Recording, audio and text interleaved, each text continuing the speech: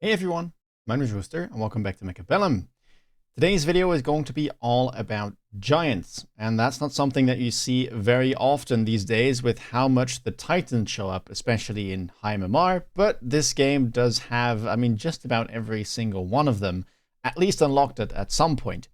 I'll be up against Prince Bodgy, also known as AFK Woot, fellow streamer, and German, strong Mechabellum player.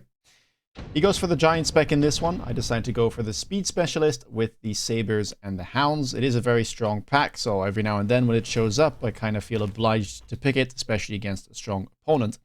And I mean, look at how crazy this first round is already. Giant spec making good use of it. Overlord has been unlocked. Spider has been sold round 1, and an Overlord has hit the battlefield. Yeah. Safe to say, I was not expecting that. I decided to go for double crawler here, and I was opting to push the left side because I know that he always sets up on the right. And when I'm speed spec, I actually don't mind too much.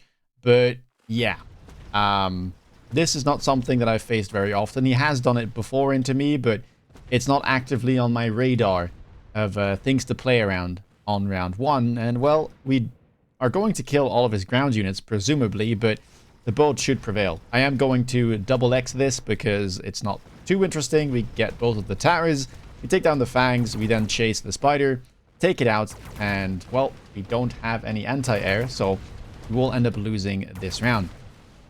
Now, immediately I'm thinking, okay, well, how am I going to deal with that Overlord? I don't want to overreact and go for something like AA Marksman or AA Farseer because he is a giant spec, and I know that he is very capable of simply pivoting to a different giant, and then I'm stuck with a very useless tech. So, safest thing to do here on round 2 is probably simply to buy a Phoenix and hope that that's going to be enough to take down the boat if I can win the ground as convincingly as I did the round prior.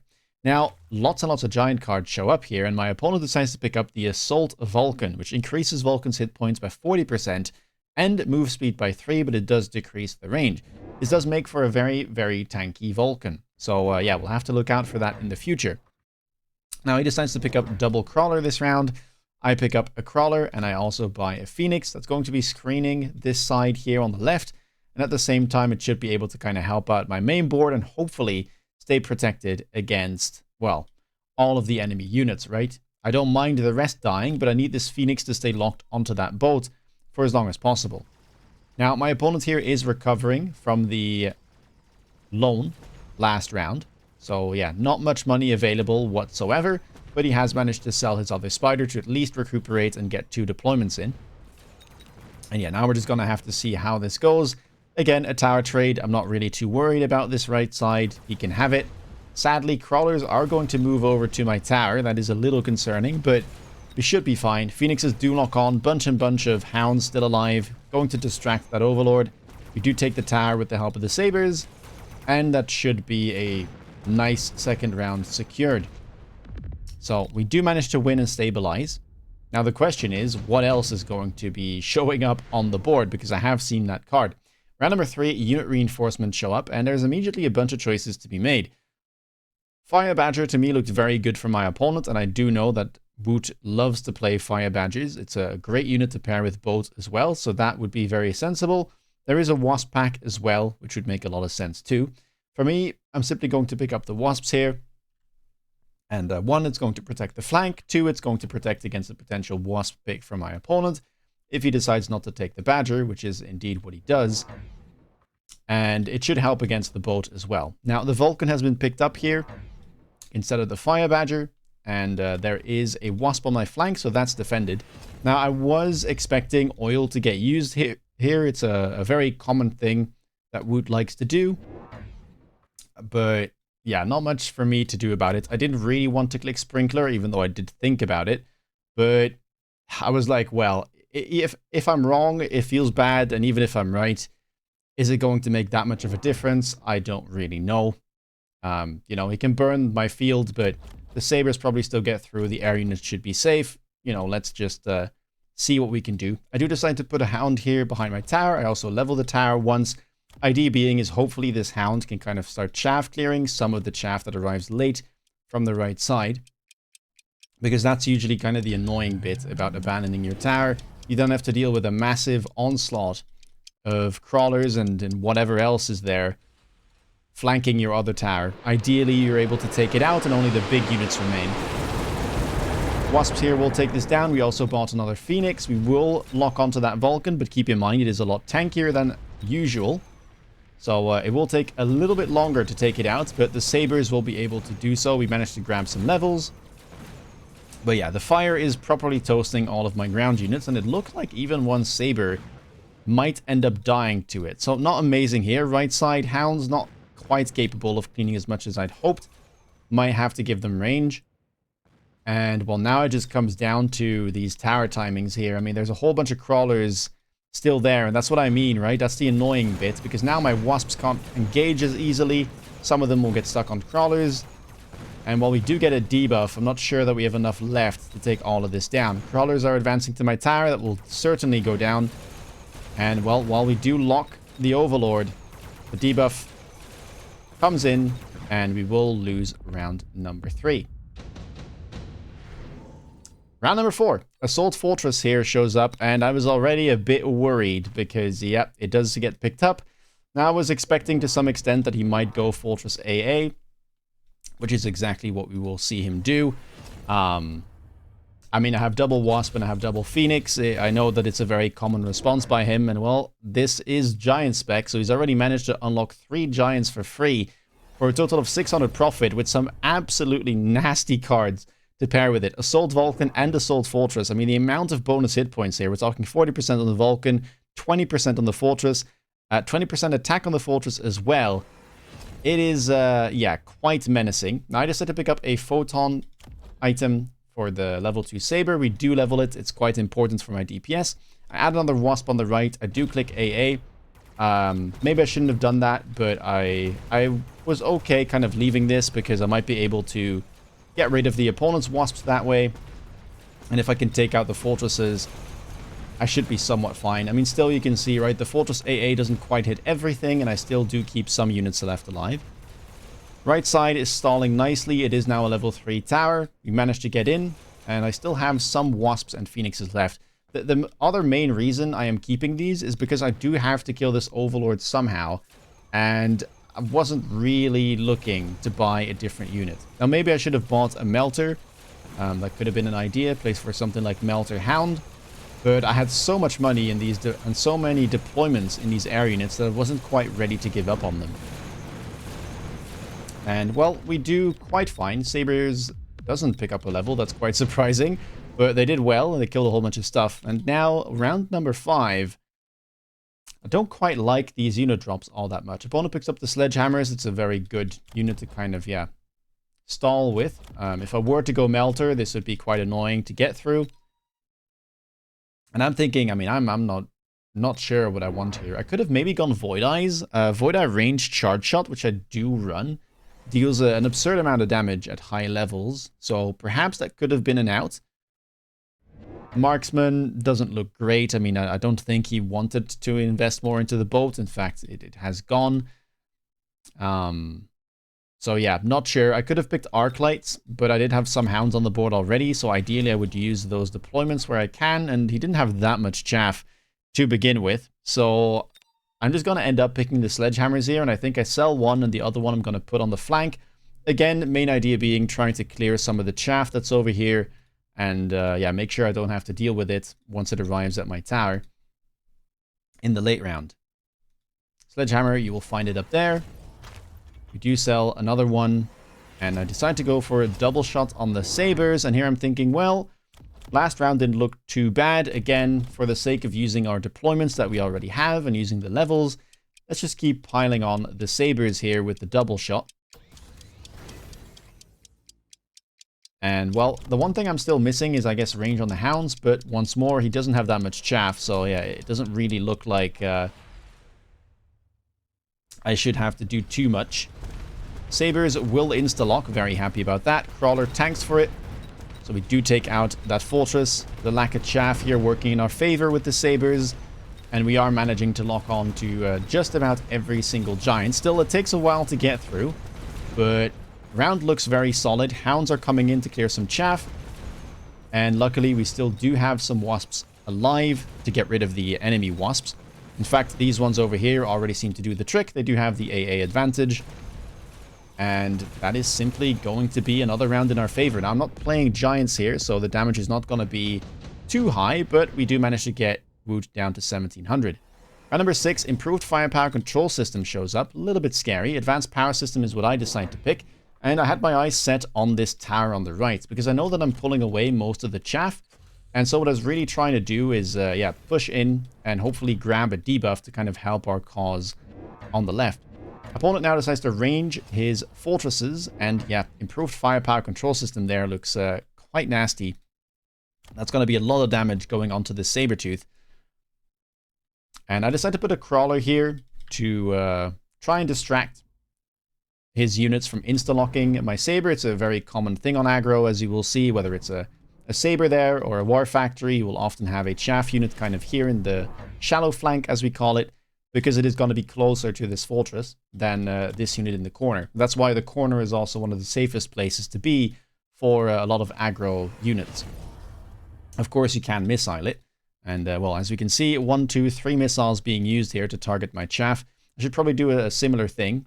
Decided to buy more Sabers. At level 2, I believe. Not quite sure what I've done. I mean, yeah, we've bought one. You're getting some attack and defense enhancements. I am moving this in. And I add a missile, trying to hit a potential chaff unit. He did add one, but it's rather far back. So it seems like we might not quite be able to hit it. We'll have to see. It's going to be quite crucial, though, if we want to get in. Tower also picks up another level, so now it's level 3. Only 5 seconds of debuff will take a longer amount of time to go down. And yeah, sadly, I mean, the missile hits, you know, 1.5 packs of chaff, but the Saber, sadly, is distracted and doesn't quite go what I wanted it to go for. On the left, we're not doing too poorly. Sabers are locked on, but yeah, the range advantage is severely in favor of Prince Bodji. It looks like he's going to be able to get away with 3 fortresses still alive. It also means a lot of these fortresses are going to level. That's a nasty bit about Fort AA. All of the experience from the air kills goes over to the fortress, so they tend to level very, very quickly, especially when they get to kill, you know, level 2 phoenixes or level 2 wasps. So sadly here, round loss, and we enter round 7, and I'm starting to kind of panic and think, well, what do I do here? We do have the redeployment available. I felt like that was a decent pickup here. We might be able to make some moves, right? To have this Sabertooth that's kind of in the open. Maybe we want to bring that back. And I was starting to think, well, you know, with all this giant spam on the other side, maybe I have to start thinking about, you know, my own Titan, perhaps, because it seems like the Sabers are struggling a fair bit. Now, opponent makes a read here and buys a melter preemptively. You can see he's already bought it before I've done anything. But yeah, I do have, you know, a Titan-sized space here to try and kind of push in. And that was what I was trying to go for. As you see me lone and buy a level 2 factory. I was just trying to blast through the middle here, take down the sledgehammers and hopefully get to that tower.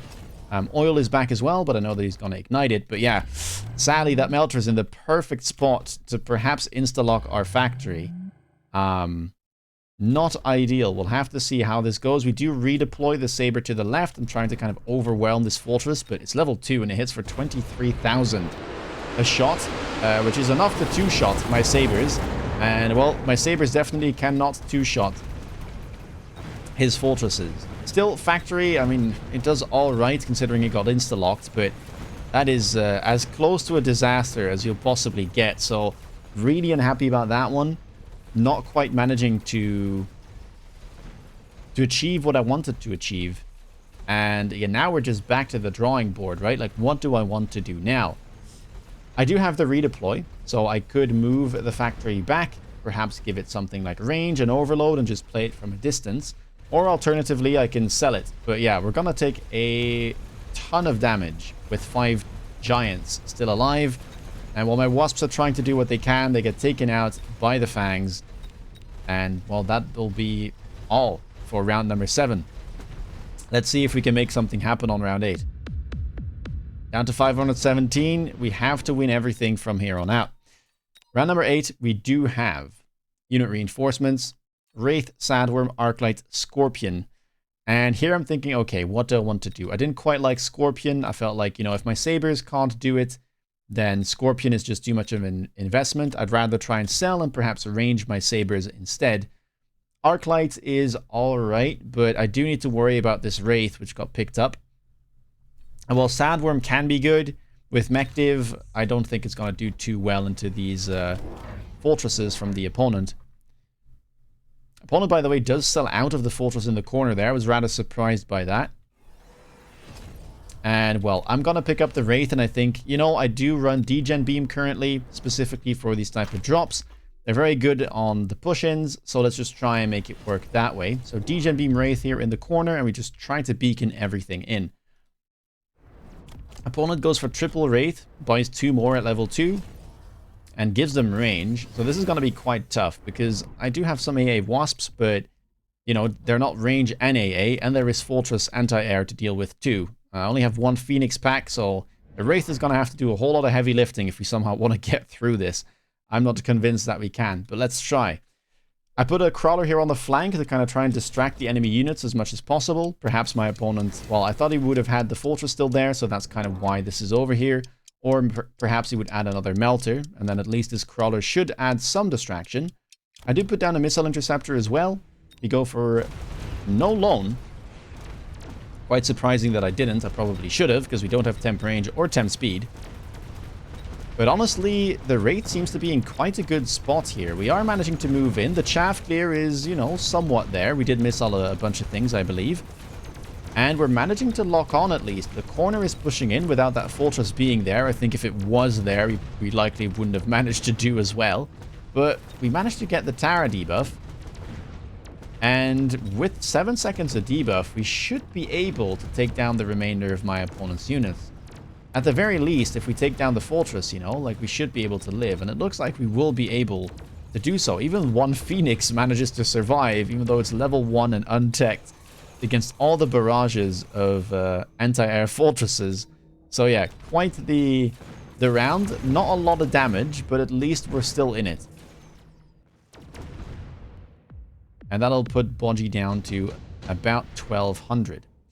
Round number 9, I mean, we're still not out of the weeds. I feel like I kind of got away with murder there. So how are we going to fix this? We do pick up the improved firepower control systems. And I'm thinking, well, I somehow need to find a way to deal with these Wraith on the opponent's side. And the only thing on my board currently that'd be able to deal with it would be the Wasp. Now, it is kind of risky because there is Fort AA, so some of them might die. But I don't see a better way of kind of getting through them whilst also trying to fix, you know, the host of giants that are on this board. So I'm going to redeploy one of my Wasps. I believe I will undo and try to reposition this one, as I have clicked the range button as well. We pick up the levels. We go for lone, temp range, temp speed, and I missile all of the enemy chaff here. Of course, he could be shielding, but I'm hoping that he doesn't, because my chaff clear situation is quite dire. I did grab the range on the hounds earlier, but it really is no match against the fortresses and the Vulcans that he has.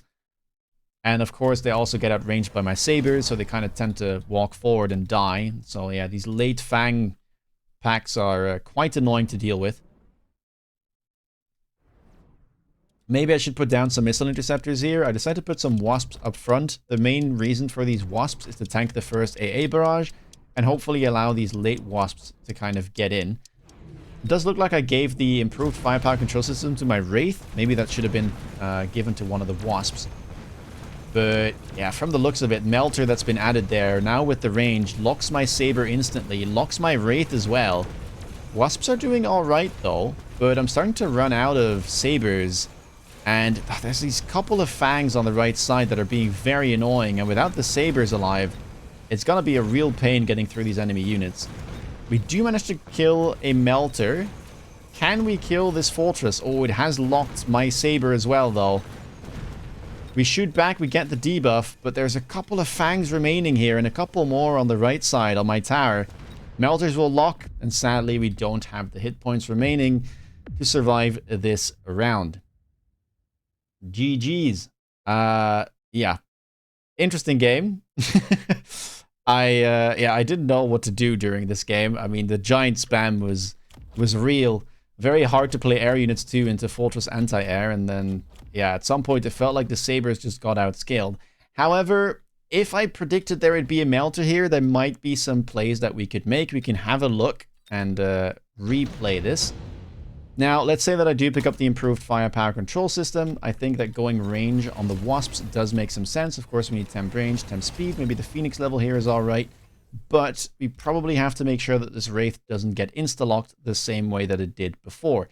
So let's try and maybe like get over here and then perhaps like move it in somewhere over here. And honestly, I think my DPS is all right. I mean, let's level these guys if we can. And then what else do we want? I probably should be bringing this over to this side. And maybe we put just down some missile interceptors to try and intercept part of the AA barrage from my opponent. I could sell something. I think the main thing that's important here is adding more crawlers to try and distract the opponent as much as possible. So let's add those to the flanks. Can be just about anywhere, really. Just has to be like something like this. And the main reason for this is I want to distract anything over here as much as possible. Maybe even make it turn so that this corner can be safe. Now, what else do we want to do? I don't have any deployments left. I do have some missiles left, however. So let's try and missile these fangs. Perhaps that one too. Maybe this one wouldn't be too bad of an idea. Let's perhaps buy this and put it on this guy. And then, I mean, that is all of our money used. Let's simply see, like, what this does. I think keeping the Wraith alive might help. Opponent did go DGN Beam as well, but we just got to keep our one Wraith alive. Like, if it dies immediately, then, you know, that's our chaff gear gone and it's a complete horror. Forte A getting intercepted, so that's useful. We do take down the Wraith. And this time around, my Wraith does manage to survive. Maybe we should have looked for a better pathing, but I mean, let's be real. Already, like, this pathing is kind of with the knowledge that my opponent went for the Melter on that side, so I feel like I'm already cheating a little bit. It does seem to make a difference, though. It does seem to make a difference. So keeping the Wraith alive is a massive boon. Of course, we also put all of those crawlers over there, so that likely did help. But we managed to keep some of our hounds alive, and if we can get through the chaff, then our sabers have plenty of damage. It even would have been just about enough to kill him, I think. 1210. If we go back to the replay, it would have been lethal. So there was a way out, but it would have required a pretty heavy read. Now, it's not too crazy to expect a melter to show up there, and these type of beacons are fairly common, but yeah, it's crazy to see how much of a difference it makes. Of course, the plays I went for were different. I didn't go for this like massive flank either. It is kind of all playing around the idea that he would put something over there. But it's crazy to see how much of a difference it does make. We did go for the same AA Wasp play, and then I guess we just used most of our resources as well to go for a couple missiles, but mostly grab some missile interceptors to keep those Wasps alive, because they are very useful, right? They can take out the Wraith, and then they can also kind of help and tank for my ground units, as the Melters don't like shooting at them. Either way, if you like this video, please leave a thumbs up. Let me know down below what you thought of this game. Have you seen something like this before? Let me know. If you want to stay up to date with latest content, please consider subscribing. And if you want to see me play live, check me out on Twitch. With that being said, take care, guys, and see you in the next video. Bye-bye.